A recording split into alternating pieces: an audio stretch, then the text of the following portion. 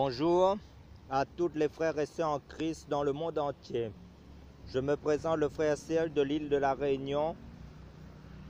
Nous allons faire un partage sur la puissance de la résurrection de Jésus-Christ. D'abord, prions frères et sœurs avant d'entamer notre message. Père, nous bénissons ton nom. Merci pour l'œuvre de la croix, Seigneur. Accomplis tes œuvres dans nos cœurs, dans nos vies, pour la seule gloire de ton nom, Seigneur Jésus-Christ. Merci pour les écailles qui vont encore tomber de nos yeux. Seigneur, conduis-nous par ton Saint-Esprit au nom de Jésus-Christ. Amen. Avant d'entrer dans notre message, louons, remercions, adorons notre Dieu Jésus-Christ, frères et sœurs, pendant un moment.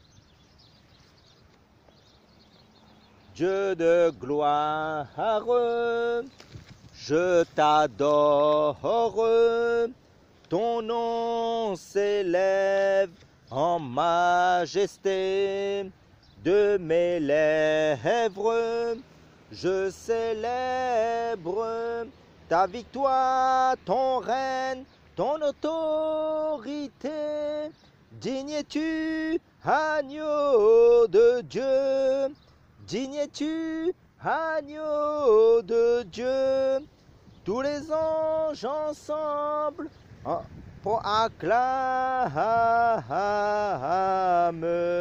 la puissance de ton nom. Digne es-tu, agneau de Dieu, digne es-tu, agneau de Dieu. L'univers entier proclame la beauté de ton saint nom. Nul n'est comme toi, nul ne peut toucher mon cœur comme toi. Je pourrais chercher éternellement, pourtant nul n'est comme toi, nul n'est comme toi. Nul ne peut toucher mon cœur comme toi. Je pourrais chercher éternellement, pourtant nul n'est comme toi. Ta bonté coule tel un fleuve immense, c'est ta main qui guérit. L'enfant qui souffre trouve en toi un sûr abri. Nul n'est comme toi. Nul n'est comme toi, nul ne peut toucher mon cœur comme toi. Je pourrais chercher éternellement, pourtant nul n'est comme toi. Ta bonté coule tel un fleuve immense, c'est ta main qui guérit. L'enfant qui souffre trouve en toi un sûr abri. Nul n'est comme toi, nul n'est comme toi. Nul ne peut toucher mon cœur comme toi. Je pourrais chercher éternellement, pourtant nul n'est comme toi. Je chanterai de tout cœur les merveilles de mon papa Yahweh. Il m'a ôté des ténèbres, il m'a délivré de tout péché. Je chanterai de tout cœur les merveilles de mon papa Yahweh. Il m'a ôté des ténèbres, il m'a délivré de tout péché. Mon papa est fidèle, il ne m'abandonne jamais. Je n'ai plus rien à craindre, car Yahweh m'a libéré. Mon papa est fidèle, il ne m'abandonne jamais. Je n'ai plus rien à craindre, car Yahweh m'a libéré. Je suis dans la joie, une joie immense. Je suis dans l'allégresse, car Yahweh m'a libéré. Je suis dans la joie, une joie immense. Je suis dans l'allégresse, car Yahweh m'a libéré. Merci d'un cœur reconnaissant. Merci au Seigneur Tout-Puissant. Merci car tu as donné Jésus-Christ, ton Fils. Merci d'un cœur reconnaissant. Merci au Seigneur Tout-Puissant. Merci car tu as donné Jésus-Christ, ton Fils. Maintenant que le faible dit je suis fort, que le pauvre dit je suis riche, car Dieu a fait de grandes choses pour nous. Merci. Les cieux proclament la gloire du ressuscité. Rien n'est égal à la beauté du Seigneur. À jamais il sera, à jamais il sera, l'agneau sur le trône, l'agneau sur le trône. Je fléchis les genoux, je fléchis les genoux pour t'adorer toi seul. Je veux chanter la gloire du ressuscité. L'agneau immolé nous a rachetés pour Dieu. À jamais il sera, à jamais il sera, l'agneau sur le trône, l'agneau sur le trône. Je fléchis les genoux, je fléchis les genoux pour t'adorer toi seul.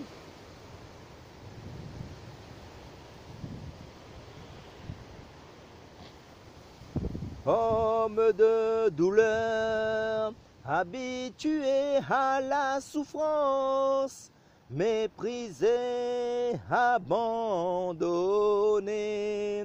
tu as déversé ton amour immense en mourant pour nos péchés. Oh, je méritais la mort, mais c'est toi qui as payé. Je m'incline et je t'adore en esprit et en vérité. Un si grand amour, je ne l'ai pas mérité. Tu me demandes simplement de l'accepter. Tu me demandes simplement de l'accepter. Assis sur son trône, tu règnes à jamais. Assis sur son trône, et tu règnes à jamais. Jésus est assis sur son trône, il règne à jamais. Jésus est assis sur son trône, tu règnes à jamais.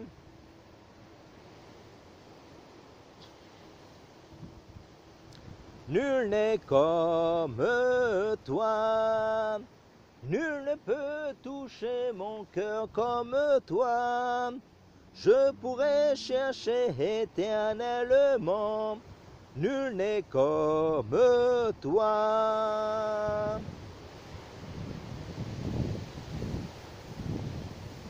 Je veux chanter un chant d'amour pour mon Sauveur, pour toi Jésus. Merci pour ce que tu as fait, tu es si précieux. Jésus mon sauveur, je suis heureux, tu m'as donné ton nom. Je ne veux pas être ailleurs que dans tes bras d'amour, dans tes bras d'amour, tout près de toi, contre ton cœur, dans tes bras d'amour, tout près de toi, contre ton cœur, dans tes bras d'amour. Ton amour, ta puissance, ta présence est dans ma vie. Ton amour, ta puissance, ta présence est dans ma vie. Et je veux t'adorer de tout mon cœur. Et je veux t'adorer de toute mon âme. Et je veux t'adorer de toute ma force. Car tu es mon Dieu. Tu es mon Dieu. Car tu es mon Père. Tu es mon Père, car tu es ma vie. Tu es ma vie. Amen, frères et sœurs. Comme je l'ai dit, nous allons voir le message sur la puissance de la résurrection de Jésus-Christ. Prenons nos Bibles. Prenons l'évangile de Jean, chapitre 20. Vous avez trouvé, frères et sœurs, l'évangile de Jean, chapitre 20, verset 1. Nous faisons la lecture à partir du verset 1 qui nous dit: le premier jour de la semaine, Marie de Magdala se rendit dès le matin au sépulcre, comme il faisait encore obscur, et elle vit que la pierre était ôtée du sépulcre. Elle courut vers Simon-Pierre et vers l'autre disciple que Jésus aimait, et elle leur dit: on a enlevé le Seigneur hors du sépulcre, et nous ne savons pas où on l'a mis. Alors Pierre partit avec l'autre disciple, et ils s'en allèrent au sépulcre. Ils couraient tous les deux ensemble, mais l'autre disciple courait plus vite que Pierre. Et il arriva le premier au sépulcre, et s'étant baissé, il vit les linges à terre, mais il n'y entra pas. Alors Simon-Pierre, qui le suivait, arriva et entra dans le sépulcre et vit les linges à terre, et le linge qu'on avait mis sur la tête de Jésus, non pas avec les linges, mais plié dans un lieu à part. Alors l'autre disciple qui était arrivé le premier au sépulcre y entra aussi. Il vit et crut, car il ne comprenait pas encore que selon l'Écriture, Jésus devait ressusciter des morts. Amen. Le tombeau est vide, et ce tombeau vide venait d'expérimenter quelque chose de glorieux. Lorsqu'on parle d'un tombeau, on parle d'un lieu où les morts se couchent. Là, le tombeau est vide. Et quand on dit qu'un tombeau est vide, cela signifie qu'on y avait placé quelqu'un dedans. Et peut-être quelqu'un l'a certainement pris. La question est celle-ci: où qu'il est la personne qu'on a placée, mis dans le tombeau? On ne sait pas. Le tombeau est vide. Il est tôt le matin, mais le tombeau est vide. Je n'ai jamais vu un tombeau dans lequel un mort a été mis et le tombeau a été vidé. Je n'ai jamais vu cela. Les Écritures nous disent, par rapport à cet événement du tombeau vide, concernant la mort de Jésus dans l'évangile de Marc, chapitre 9, qui nous informe que le Fils de l'homme sera livré entre les mains des hommes, ils le feront mourir, et 3 jours après qu'il aura été mis à mort, il ressuscitera. Donc Dieu, bien longtemps avant, avait prédit cela par le biais de ses serviteurs, les prophètes. Allons dans le livre des Hébreux. Le livre des Hébreux, chapitre 1, verset 1. Au verset 1, nous déclare: Dieu qui autrefois a parlé à nos pères à plusieurs reprises et de plusieurs manières par les prophètes, nous a parlé en ces derniers jours par son Fils qu'il a établi héritier de toutes choses et par lequel il a aussi fait les âges. Donc Dieu va parler aux hommes pendant des générations. Dieu, en fait, va prendre soin d'avertir l'humanité par rapport à son Fils qui viendrait. Dieu va dire alors aux hommes qui viendraient parmi vous, un qui serait mon Fils. Et l'évangile de Luc chapitre 3 nous dit à propos de Jésus, Dieu mettrait toute son affection en lui.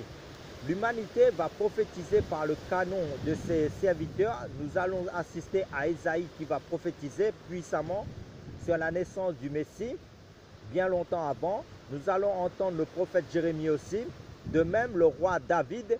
Et dans le livre de Deutéronome chapitre 18, Moïse dira de la part de Dieu cette prophétie concernant Jésus-Christ. L'Éternel, ton Dieu, te suscitera du milieu de toi, d'entre tes frères, un prophète comme moi. Vous l'écouterez. Là, il est question du prophète des prophètes, c'est-à-dire Jésus-Christ, le prophète par excellence. Comme nous savons tous cela en tant que lecteurs de la Bible, Amen, de la révélation de Jésus-Christ mentionné en tant que prophète par excellence. Dans l'évangile de Jean aussi, au chapitre 4, où la femme samaritaine dira à Jésus, je vois que tu es un prophète.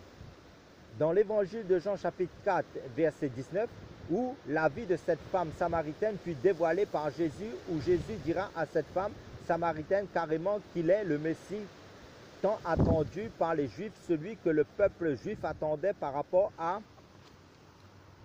en fait, à la question qu'elle lui avait posée dans l'évangile de Jean chapitre 4 verset 25. Je sais que le Messie doit venir, celui qu'on appelle Christ. Quand il sera venu, il nous annoncera toutes choses. Et Jésus lui donne la réponse au verset 26 de l'évangile de Jean chapitre 4. Je le suis, moi qui te parle. Amen. Cela confirme bien la prophétie de Moïse et l'ensemble des prophètes avant le temps de la grâce. Pour le temps actuel qui est toujours en cours de la grâce, qui est plus que d'actualité, que Jésus-Christ est le même hier, aujourd'hui et éternellement. D'après le livre d'Hébreux chapitre 13 verset 8.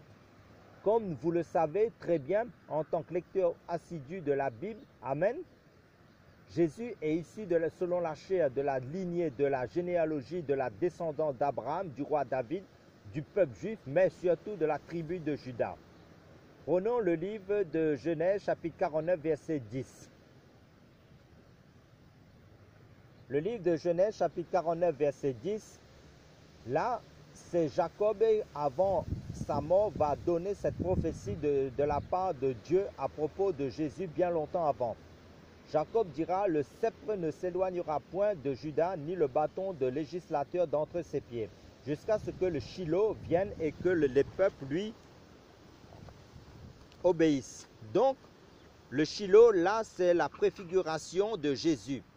Là, il est question de Jésus-Christ toujours, qui était encore caché autrefois, un mystère autrefois. Ensuite, on entendra le prophète Malachi qui va parler de Jésus jusqu'à un moment donné. Dieu, pendant 4 siècles, ne va plus parler aux hommes pendant 4 siècles, c'est-à-dire de la fin du prophète Malachi jusqu'à l'évangile de Matthieu. Et les hommes étaient livrés à eux-mêmes. Et chacun faisait ce qu'il voulait à cette époque-là, en Israël. Pour notre information, c'est à cette époque-là que sont créées la secte des Hérodiens, des Sadducéens, des Pharisiens en Israël. Dans cette période de confusion, de mélange, d'apostasie en Israël, de ténèbres spirituelles en Israël. Justement, c'est à ce moment-là que Dieu décide secrètement de descendre parmi les hommes dans son état d'esprit. Dieu choisit de se faire chair, homme. Et le livre de 1 Timothée chapitre 3 verset 16 nous confirme cela à propos de Dieu, et sans contredire, le mystère de la piété est grand. Dieu a été manifesté en chair, justifié par l'Esprit, vu des anges, prêché aux gentils, cru dans le monde et élevé dans la gloire. Là, nous voyons littéralement la divinité de Jésus-Christ qui est Dieu, qui s'est fait chair pour sauver les hommes perdus que nous étions par l'œuvre de la croix. Amen, gloire à Jésus-Christ. Donc Dieu décide de venir en tant qu'homme de façon magnifique. C'est ce que le prophète Ésaïe dira aussi dans Ésaïe chapitre 9 verset 5. Car un enfant nous est né, un fils nous a été donné et l'empire reposera sur son épaule. On l'appellera son nom le miracle, le conseiller, le Dieu puissant, le Père d'éternité, le prince de paix. Amen. Et l'évangile de Matthieu chapitre 1 verset 23 nous dira aussi à propos de Jésus, voici la Vierge là. Il est question de Marie, comme vous le savez bien en tant que lecteur de la Bible. Donc la Vierge sera enceinte, elle enfantera un fils et on lui donnera le nom d'Emmanuel, ce qui signifie Dieu avec nous. Vous vous rendez compte, frères et sœurs, du monde entier, le Dieu qui a créé tout l'univers entier et que rien ne peut le contenir, est venu sur cette terre souillée, remplie de péchés, de ténèbres, à marcher sur cette terre en tant qu'homme saint, pur, et pendant 33 ans et demi, il a supporté tout cela pour nous sauver par l'œuvre de la croix. Quel amour de la part de notre Dieu Jésus-Christ! C'est pour cela que le mystère de la piété nous dépasse infiniment, frères et sœurs. Continuons notre message. Mais quand Jésus, notre Dieu, quand il est venu parmi nous sur terre, il n'avait rien pour qu'on puisse l'admirer, nous dit encore Ésaïe au chapitre 53, verset 2, qui nous informe toutefois, il s'est élevé devant lui comme une jeune plante, comme un rejeton qui sort d'une terre desséchée. Il n'y avait en lui ni beauté ni splendeur quand nous le regardions, ni apparence qui nous le fasse désirer. Amen. Oui, frères et sœurs, Jésus s'est laissé tondre comme une brebis, il s'est laissé piétiner, il s'est laissé maltraiter, il a vécu dans la transparence la plus totale, dans le respect de la parole de Dieu. Jean-Baptiste, en le voyant passer, dira de Jésus dans l'évangile de Jean chapitre 1, « Voici l'agneau de Dieu qui ôte le péché du monde ». À ce moment-là, même la révélation de la personne de Jésus aux yeux de l'humanité demeurait encore cachée, en plein début du ministère de Jésus. Et Jésus va être pointé et indiqué par des personnes qui avaient l'Esprit de Dieu en eux pour savoir et confirmer que Jésus était venu pour la mission divine. Allons dans le livre de Galates chapitre 4, versets 4 à 7. Qu'est-ce que le livre de Galates chapitre 4, versets 4 à 7 nous fait voir et entendre? Mais lorsque l'accomplissement du temps est venu, Dieu a envoyé son Fils né d'une femme, né sous la loi, afin qu'il rachète ceux qui étaient sous la loi, afin que nous recevions l'adoption. Et parce que vous êtes fils, Dieu a envoyé l'Esprit de son Fils dans vos cœurs, lequel crie « Abba », c'est-à-dire « Père ». Maintenant, donc tu n'es plus esclave, mais fils. Or, si tu es fils, tu es aussi héritier de Dieu par Christ. Amen. L'objectif de Dieu par Jésus-Christ était de venir mourir au poteau de la croix pour racheter l'humanité, pour faire passer l'homme perdu des ténèbres du diable à la lumière éternelle de Dieu. La mission divine de Jésus-Christ en versant son sang pur à la croix pour le salut des âmes, pour être racheté, pour être sauvé pour notre salut, pour être adopté par Dieu, pour bénéficier de son Saint-Esprit, pour l'héritage de la vie éternelle, le royaume des cieux. Allons dans l'évangile de Jean chapitre 10, versets 17 à 18. Nous déclare, le Père m'aime parce que je donne ma vie afin de la reprendre. Personne ne me l'ôte, mais je la donne de moi-même. J'ai le pouvoir de la donner et j'ai le pouvoir de la reprendre. J'ai reçu cet ordre de mon Père. C'est pour cela que Jésus, en venant accomplir la mission divine par l'œuvre de la croix pour le salut du monde, il avait l'ordre de pouvoir reprendre sa vie. C'est pour cela que le tombeau est resté vide et que Jésus est ressuscité et personne jusqu'à présent n'était ressuscité des morts et ensuite demeuré vivant éternellement, à part Jésus-Christ seulement. Et Jésus s'est montré à plusieurs de ses disciples et le livre de 1 Corinthiens chapitre 15 verset 6, 1 Corinthiens chapitre 15 verset 6 nous parle de plus de 500 frères à la fois qui ont vu Jésus-Christ après sa résurrection comme preuve qu'il est ressuscité et vivant et que Jésus-Christ seul a le pouvoir de ressusciter les morts. Parce que l'évangile de Jean chapitre 11 verset 25 à 26 Jésus dit, je suis la résurrection et la vie. Celui qui croit en moi vivra même s'il meurt. Et quiconque vit et croit en moi ne mourra pas à jamais. Crois-tu cela? Prenons le livre de Job chapitre 14, verset 14. Job chapitre 14, verset 14 nous déclare de la part de Job dans ses souffrances. Il nous est dit, si l'homme meurt, revivra-t-il? J'attendrai donc tous les jours de mon combat jusqu'à ce qu'il m'arrive du changement. Donc il était impensable que quelqu'un puisse revenir de la mort et revivre éternellement. Et Job disait qu'il aurait de l'espérance dans ses épreuves si l'homme pouvait revivre après la mort. Car Jésus-Christ, notre Dieu Tout-Puissant, en tant qu'homme, a vaincu la mort et nous a acquis cette victoire à la croix. Comme c'est dit dans le livre de 1 Corinthiens chapitre 15, versets 55 à 57, nous fait voir et entendre ceci clairement. Ô mort, où est ton aiguillon? Or, l'aiguillon de la mort, c'est le péché, et la puissance du péché, c'est la loi. Mais grâce soit rendue à Dieu qui nous donne la victoire par notre Seigneur Jésus-Christ. Amen. Gloire à notre Seigneur Jésus-Christ. Car le fondement de la vie chrétienne est basé sur la mort du Seigneur Jésus-Christ pour nos péchés selon les Écritures et qu'il a été enseveli et qu'il est ressuscité le troisième jour selon les Écritures du livre de 1 Corinthiens chapitre 15 versets 3 à 4. Amen. Pour lequel nous sommes sauvés si nous le retenons tel que nous l'avons reçu. Amen. Allons dans l'évangile de Luc chapitre 16 verset 19 à 30. Vous avez trouvé, frères et sœurs, Luc chapitre 16 verset 19. Nous faisons la lecture à partir du verset 19 qui nous stipule, nous dit, il y avait un homme riche qui était vêtu de pourpre et de fin lin et qui tous les jours se réjouissait d'une vie somptueuse. Il y avait aussi un pauvre nommé Lazare couché à la porte du riche, tout couvert d'ulcères et qui désirait se rassasier des miettes qui tombaient de la table du riche. Et même les chiens venaient encore lécher ses ulcères. Et il arriva que le pauvre mourut et il fut porté par les anges dans le sein d'Abraham. Et le riche mourut aussi et il fut enseveli. Étant en enfer, il leva ses yeux et tandis qu'il était dans les tourments, il vit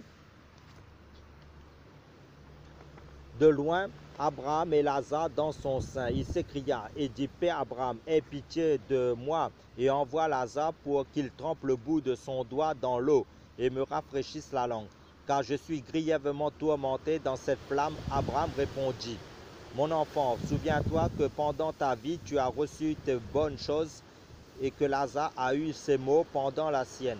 Maintenant, il est ici consolé et toi, tu es grièvement tourmenté.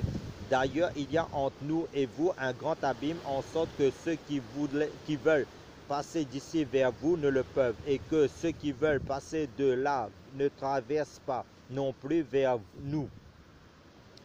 Et il dit, je te prie donc, Père, de l'envoyer dans la maison de mon père, car j'ai 5 frères, afin qu'ils le rendent témoignage de l'état où je suis, de peur qu'eux aussi ne viennent dans ce lieu de tourment. Abraham lui répondit, ils ont Moïse et les prophètes, qui les écoutent. Mais il dit, non, Père Abraham, mais si quelqu'un des morts va vers eux, ils se repentiront.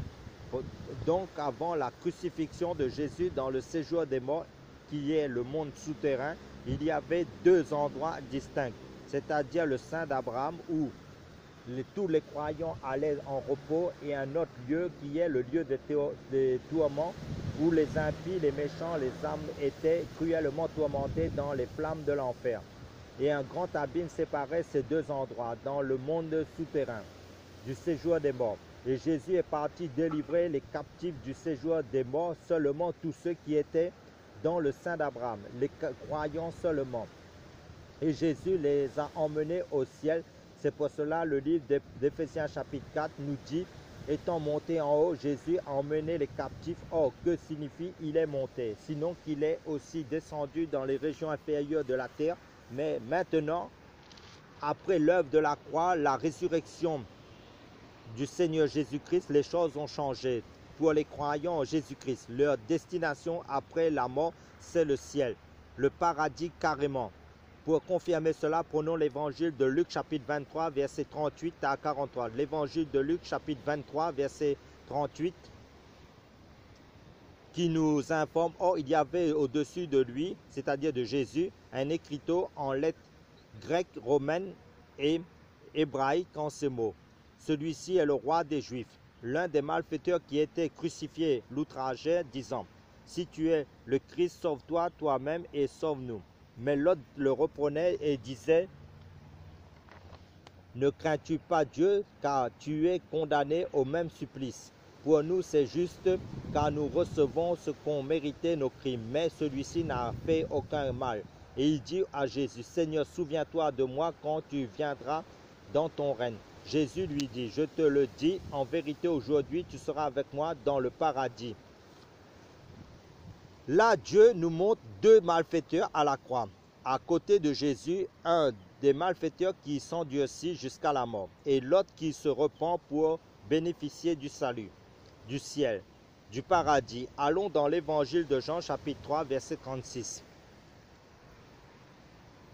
Nous déclare, celui qui croit au Fils a la vie éternelle, mais celui qui désobéit au Fils ne verra pas la vie, mais la colère de Dieu demeure sur lui. Donc, tous ceux qui ont accepté et reçu Jésus-Christ et qui sont scellés du Saint-Esprit sont sauvés d'après le livre d'Éphésiens chapitre 1, versets 13 à 14, qui nous informe clairement en qui vous êtes aussi, après avoir entendu la parole de la vérité, qui est l'évangile de votre salut.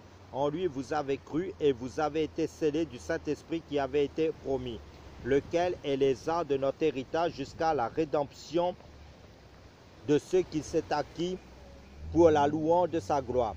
Amen. Mais toutes personnes qui n'ont pas l'esprit de Jésus et qui ont catégoriquement refusé Jésus dans leur vie avant leur mort sur cette terre sont destinées à la colère de Dieu. Leurs âmes sont vouées à l'enfer, au lac de feu, car le constat des Saintes Écritures nous dit clairement dans le livre de Romains chapitre 8 verset 9, « Pour vous, vous ne vivez pas selon la chair, mais selon l'esprit, si toutefois l'esprit de Dieu habite en vous.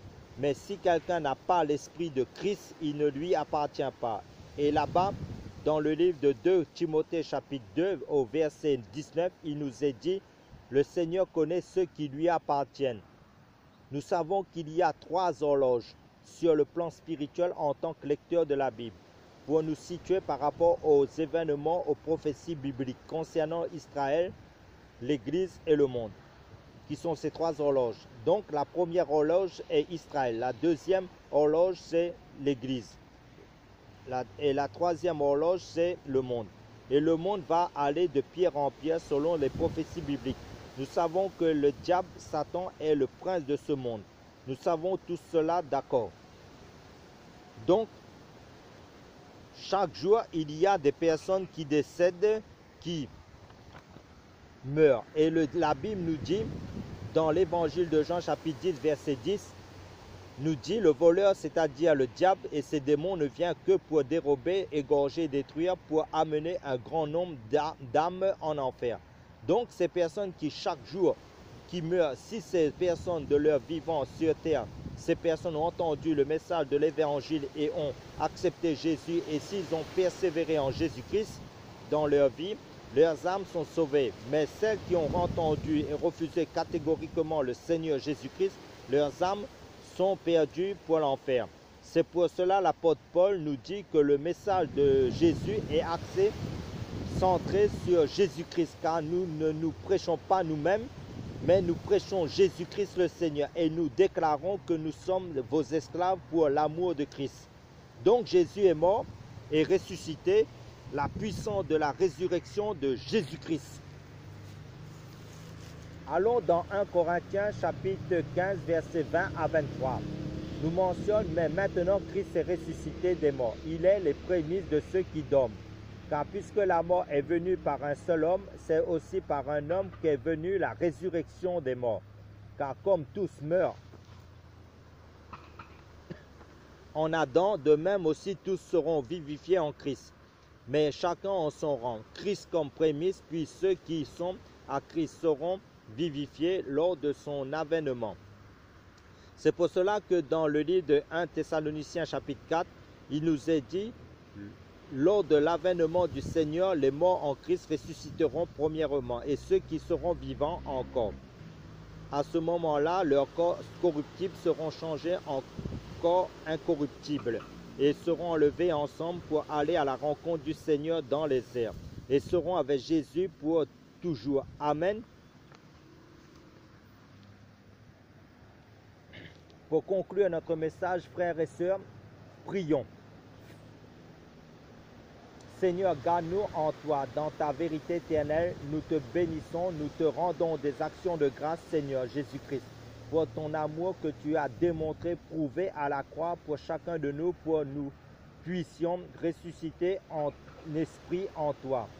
Continue ton œuvre en chacun de nous, perfectionne-nous de plus en plus, taille nos caractères à l'image de Jésus-Christ de plus en plus, et par ta grâce, Seigneur, que chacun de tes bien-aimés ait part à la rédemption finale de notre corps corruptible en corps incorruptible, comme tu dis dans ta parole, que le mortel revête l'immortalité.